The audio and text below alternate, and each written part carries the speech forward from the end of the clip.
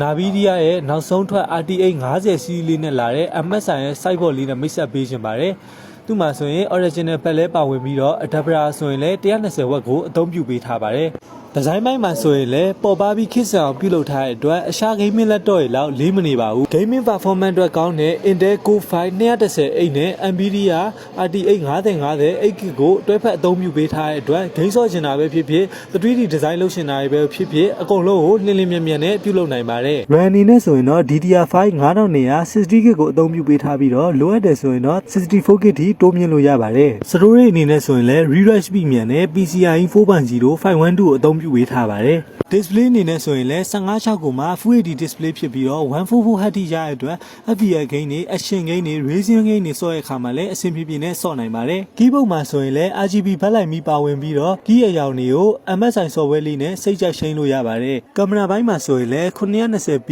webcam ကိုအသုံးပြုပေးထားပြီး 3D noise reduction system ပါဝင်တဲ့အတွက်ကြောင့်ဘေးပတ်ဝန်းကျင်တွေကဆူညံသံတွေကိုရှော့ချပေးနိုင်ပါတယ်။ ကင်မရာ shutter လေးပါဝင်တဲ့အတွက်ကြောင့် privacy အတွက်လည်းစိတ်ပူစရာမလိုပါဘူး။ဒီလိုမျိုး gaming laptop အလန်းစာ brand new ကိုလိုချင်နေဆိုရင်တော့ Well & IDC ရဲ့ service ကိုအခုပဲလာခဲ့လိုက်ပါတော့။